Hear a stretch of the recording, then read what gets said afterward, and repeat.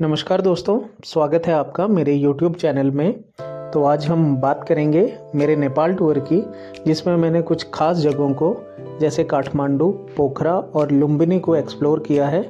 नेपाल की इस वीडियो में हम सबसे पहले ये बुद्धा की जन्मभूमि जो लुम्बिनी में है उसको देख रहे हैं। यहाँ की जो मोनेस्ट्री है वहाँ का एनवायरनमेंट बहुत ही शांत है और ये घूमने के लिए भी एक काफ़ी अच्छा प्लेस था।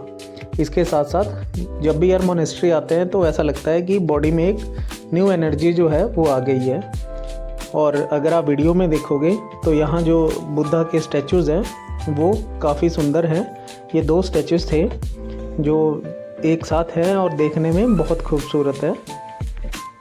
दोस्तों, अगर मोनेस्ट्रीज़ की बात करें तो वैसे भी मोनेस्ट्री में बहुत ज़्यादा शांति होती है, बट जो ये वाली मोनेस्ट्री थी यहाँ जो है वो शांति के साथ साथ साफ़ सफाई और जो यहाँ की कारीगरी है वो भी बेमिसाल थी। अगर आप देखेंगे तो आपको दीवारों पे जो नक्काशियाँ हैं वो भी बहुत अच्छे से देखने को मिलेंगी। अगर आप बात करें कि मैं नेपाल कैसे आया, तो मैं अपने दोस्त की शादी में यार बिहार आया हुआ था। तो वहाँ से जो है वो रक्सौल बॉर्डर से होते हुए मैंने नेपाल में एंट्री ली और जो फर्स्ट स्टेशन था वो था बीरगंज। भाई सच बोल रहा हूँ यार, किसी भी एंगल से मेरे को तो ऐसा लग ही नहीं रहा था कि किसी कंट्री का बॉर्डर क्रॉस कर रहा हूँ। ना ही कोई खास टाइप की चेकिंग थी और ना ही कोई रिस्ट्रिक्शन थी। बस एक पुल क्रॉस करो और आप नेपाल में हो। यार इससे ज़्यादा चेकिंग तो यूजुअली आप अगर जैसे चंडीगढ़ या दिल्ली वगैरह जाओगे तो भी आपको मिल जाएगी। तो जो कुछ एक चीज़ें और हैं जो नेपाल की, जो मेरी नज़र में उसको काफ़ी यूनिक बनाती हैं, वो भी हम इस वीडियो में आज जो है वो मैं आपको बताऊँगा। जैसे कि अगर सबसे पहले मैं बात करूं तो मेरे को लगता है यार नेपाल जो है वो असल में हिंदू राष्ट्र है। क्यों? क्योंकि ना रोड्स पे आपको जो है वो कोई भी गाय जो है वो बेसहारा नहीं मिलेगी। सेकेंडली अगर मैं बात करूं कि यहाँ का जो कैलेंडर है तो हम जो है वो जो ग्रेगोरियन कैलेंडर यूज़ कर रहे हैं इंडिया में, बट अगर नेपाल की बात करें तो वहाँ जो है वो विक्रम संवत यूज़ हो रहा है। और आज 2025 में वहाँ जो है वो नववर्ष, नेपाल नववर्ष 2082 चल रहा है, 2082। और अगर इंडिया की मैं बात करूं तो क्योंकि यहाँ ग्रेगोरियन कैलेंडर है जो कि 56.7 ईयर्स जो है वो विक्रम संवत से पीछे है। साथ के साथ अगर आप किसी भी एरिया में जाओगे तो वहाँ जैसे बस वगैरह में अगर आप ट्रैवल करते हो तो वहाँ जो टिकट वगैरह बुकिंग्स हैं वो भी सारी उन्हीं चीज़ों में कैलेंडर यूज़ कर। इस मोनेस्ट्री की कारीगरी देख के मेरे को जो हिमाचल में हमारे रोहडू के पास हाटेश्वरी माता का मंदिर है हाटकोटी में, उसकी याद आ जा रही है। क्योंकि उसमें भी जो है वो दीवारों पे ना बहुत अच्छे से उन्होंने कारीगरी कर रखी थी और वो लकड़ी का मंदिर है, तो काफ़ी देखने में वो भी बहुत ज़्यादा सुंदर है इसी मोनेस्ट्री की तरह। और वीडियो कंटिन्यू करते हैं तो और आपसे रिक्वेस्ट है कि आप प्लीज़ इसको सब्सक्राइब और लाइक ज़रूर कर दीजिएगा। अभी जो हम मोनेस्ट्री के बाहर आ चुके हैं और बाहर जो है जैसी अंदर सफाई मेंटेन थी वैसे ही बाहर भी जो है वो काफ़ी अच्छी गार्डनिंग वगैरह वो कर रखी है। और अगर मोनेस्ट्री में यहाँ का जो वेदर है वो भी बहुत अच्छा देखने को है। लोग यहाँ यूजुअली आते हैं, बट यहाँ आने के साथ साथ जो डिसिप्लिन है वो ज़रूर मेंटेन करते हैं। और दोस्तों, मेरे को ये आइडिया नहीं है कि यार ये जो मंत्र होते हैं ये हमेशा मोनेस्ट्री में जो है वो उनको घुमाया क्यों जाता है, रिवॉल्विंग क्यों रखा जाता है। अगर आप लोगों को ये चीज़ पता है तो प्लीज़ मुझे कमेंट में ज़रूर बताइएगा। क्योंकि यही चीज़ मैं धर्मशाला गया था, तो धर्मशाला में नॉर्बलिंगा म्यूज़ियम है, एक मोनेस्ट्री है सॉरी, तो वहाँ भी ये चीज़ मेरे को देखने को मिली थी। और वो भी काफ़ी अच्छी एक एरिया था, क्योंकि मैक्सिमम जो बुद्धिस्ट लोग हैं, जो तिब्बतियंस हैं, वो धर्मशाला में वहाँ रहते हैं। तो अभी हम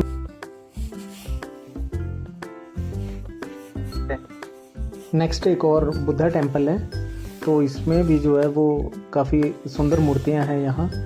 और अगर हम इसी के ही फ्रंट गेट की बात करें तो ये उसका फ्रंट गेट है। और अब इसके बाद मैं जो हूँ वो वीडियो थोड़ा फास्ट फॉरवर्डिंग मोड में आपको दिखाऊंगा। उसका कारण ये है कि अब जो हम हैं वो मोनेस्ट्री के अदर एरियाज़ में जाएंगे। जो यहाँ हमने देखा, जैसे ये बैकयार्ड है इसका, तो बैक पोर्शन में है ये एरिया। अगर अब हम बात करें कि यार नेपाल में और क्या चीज़ें जो थी वो डिफरेंट थी, तो जैसे हमारे यहाँ जो अगर मैं बात करूँ कि शराब जो है वो सिर्फ ठेकों के ऊपर मिलती है, बट अगर मैं नेपाल की बात करूँ तो यहाँ शराब जो है वो इजीली आपको जो है वो हर एक दुकान पे जो है वो अवेलेबल हो जाएगी। तो अगर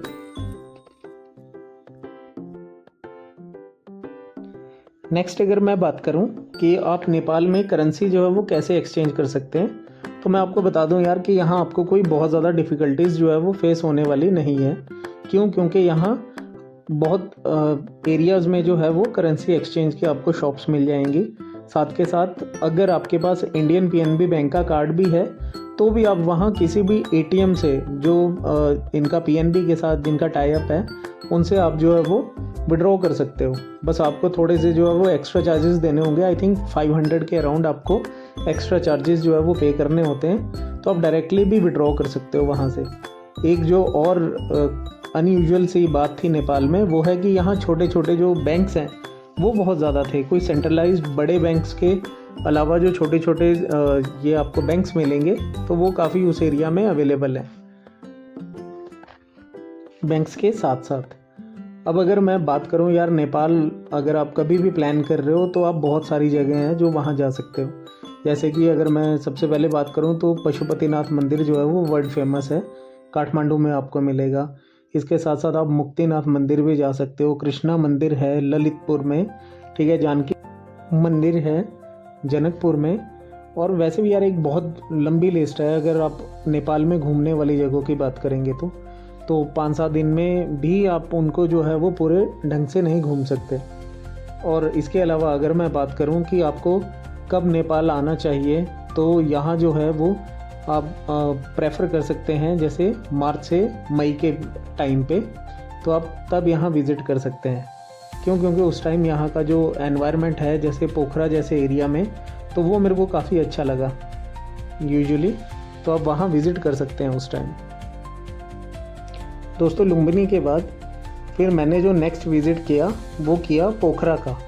और पोखरा जाने के लिए जो जैसे हमने बस का यूज़ किया, तो मेनली नेपाल में जो बसेस हैं पोखरा जैसे एरिया के लिए, तो वो नाइट में ही ज़्यादा ट्रैवल करते हैं। उसका रीज़न मुझे नहीं पता कि डे में वहाँ कम ट्रैवल क्यों किया जाता है, बट नाइट में बात नेपाल की है। और नेपाल में जो है वो शॉपिंग की बात ना हो ऐसा हो ही नहीं सकता, क्योंकि काठमांडू जो है वो वहाँ के क्लोथिंग के लिए काफ़ी फेमस है। तो काठमांडू में थामिल मार्केट थी जहाँ मैंने काफ़ी इन्जॉय किया और शॉपिंग भी की। तो वो एक अच्छा एरिया था जहाँ से आप शॉपिंग भी कर सकते हैं अगर आप इंडिया के लिए ट्रैवल कर रहे हो तो। सेकेंडली अब अगर बात करें पोखरा की, तो पोखरा में जो है वो हमारा जैसे धर्मशाला का क्लाइमेट रहता है उस टाइप से यहाँ का सिमिलर एनवायरनमेंट रहता है, क्लाइमेट रहता है। और ये वीडियो में जो आप अभी एंड में बादल वगैरह देख रहे हो ऊपर, और ये बर्फ़ वाला जो पोर्शन है, ये पोर्शन इसका नाम है फिश टेल। तो क्योंकि ये जो शेप है वो एक टेल की तरह बनी हुई है, तो इसलिए इसको फिश टेल के नाम से भी जानते हैं यहाँ। तो ये काफ़ी हाइट पे थी और बहुत सुंदर एरिया है जो पोखरा में अगर आप विज़िट करेंगे तो आपको बहुत ही अच्छा एरिया मिलेगा घूमने के लिए।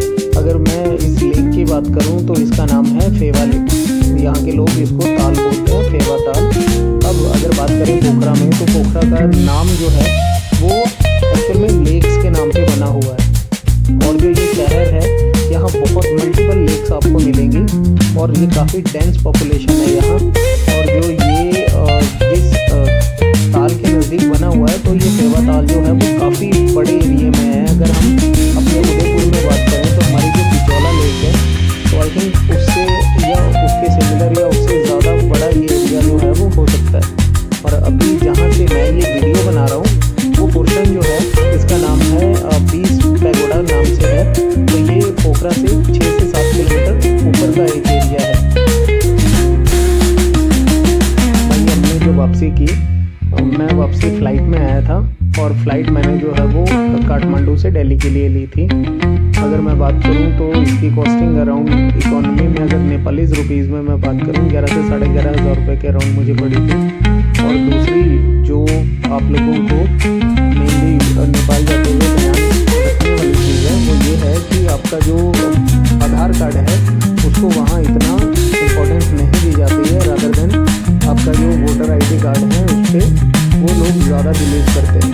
तो प्रॉब्लम ये है कि मेरे वोटर आईडी कार्ड में जो थी वो एक दो जो 3 डिजिट थे वो क्लियर नहीं दिखाई दे रहे थे। इस वजह से विजिबिलिटी इशू की वजह से मुझे जो है वो एजेंट के थ्रू टिकट बुक करनी पड़ी। अदरवाइज़ आप अगर यूजुअली सीजन में जाने की बात करोगे तो 12 से 14 हज़ार रुपये में आपकी ईजिली आजकल के टाइम में टिकट जो है वो अवेल हो जानी चाहिए। मेरे को ये भी लग रहा था भाई कि विंडो सीट के लिए मे भी कोई एक्स्ट्रा चार्जेस ना पे करने पड़ते हैं। तो मैंने जब उनसे बात की कि यार मेरे को विंडो सीट दे दो, तो उन्होंने इजीली उस चीज़ को दे दिया और कहा कि यार first come first serve type वो जो है वो सर्विस प्रोवाइड करते हैं। तो आप टाइमली जो है वो अपना बोर्डिंग अगर कर लेते हो तो आपको इजीली विंडो सीट्स वगैरह अवेलेबल हो जाए। और विंडो सीट से भाई अगर एयरप्लेन में ट्रैवल कर रहे हो तो उसका मज़ा ही कुछ और है। क्योंकि जो यहाँ से व्यूज़ मेरे को देखने को मिले तो वो काफ़ी बेटर थे। एक्चुअल में मुझे एक्रोफोबिया है तो हाइट से मुझे डर लगता है, बट फिर भी मैंने हिम्मत करके थोड़ी सी हिम्मत रखी कि नहीं यार बार बार तो विजिट नहीं करना है यहाँ का, तो इसीलिए मैंने सोचा कि यार क्यों ना विंडो सीट ले ली जाए और वहाँ से जो है वो काफ़ी यहाँ से जो खूबसूरत नज़ारे हैं उनको देखा जाए। और कुछ एक को मैंने इसीलिए उन मोमेंट्स को कैप्चर भी किया। तो आगे अगर मैं इसमें बात करूँ तो यहाँ का जो सिटी है वो भी मैंने इसमें कवर किया था, और जो यहाँ के मेन हिमालयस वगैरह हैं उसमें भी जो बर्फीले पोर्शन है वो भी मैंने इसमें कवर किया। तो अगर आप भी देखोगे तो ये हाइट से काफ़ी अच्छा एट्रैक्टिव व्यूज़ इसके आ रहे थे। और सेकेंडली जब हम डेंस पॉपुलेशन वाले एरिया से क्रॉस हो रहे थे तो मेरे को लगता है ये नाइट में और भी ज़्यादा औसम दिखता होगा। तो दोस्तों जो सफ़र था वो काफ़ी खूबसूरत था और बीच में कॉम्प्लीमेंट्री जो है वो मेल भी हमको प्रोवाइड किया एयर इंडिया वाली फ्लाइट के मरीज में। और इसके साथ साथ मैंने जो है वो कुछ एक और टर्बुलेंस वगैरह के जो एक्सपीरियंस है वो भी इसमें देखे। तो ओवरऑल मिला जुला सा मेरा ओवरव्यू रहा नेपाल टूर का। और साथ के साथ इंडिया में यार जैसे रैपिडो हमारे यहाँ चलता है, तो अगर आप जैसे काठमांडू जैसे एरिया में जा रहे हो तो आप वहाँ टोटल एक जो है वो ऐप उसको भी डाउनलोड कर सकते हो। उसके साथ आप वहाँ के एरियाज़ में जो है वो नियर बाई एरियाज़ में घूमने के लिए आप उनका यूज़ कर सकते हो टोटल ऐप। तो वो भी काफ़ी एक बढ़िया इनिशिएट लगा था मेरे को उनका। साथ के साथ काठमांडू जो वोटर आईडी कार्ड है उसके 2 डिजिट जो है वो रब हो रखे थे। तो फर्स्ट ऑफ ऑल जब मैं एयरपोर्ट उतरा तो पहले उन्होंने मुझसे वोटर आईडी कार्ड मेरा मांगा, बट फिर बाद में फाइनली मैंने उनको आधार कार्ड भी उसके साथ दिया, तो फिर उनको कोई ज़्यादा इशू नहीं लगा। और ये था ओवरऑल एक्सपीरियंस मेरा नेपाल टूर का। तो आपसे भी मेरी रिक्वेस्ट रहेगी कि प्लीज़ यार इस जो वीडियो है उसको लाइक कीजिएगा, शेयर कीजिएगा और सब्सक्राइब ज़रूर कीजिए, और साथ के साथ बेल आइकन को प्रेस कीजिए ताकि अगर फ्यूचर में मेरी कोई और वीडियोस भी इस टाइप से आती है तो आप उसका आनंद उठा सकें। और ये फाइनल पोर्शन जो है वो हमारा हिमालयस का है जहाँ जो बर्फ़ है। Thanks a lot friends for watching this video.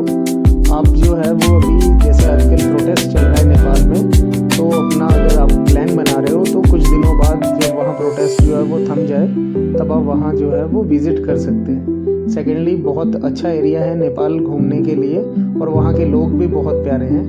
तो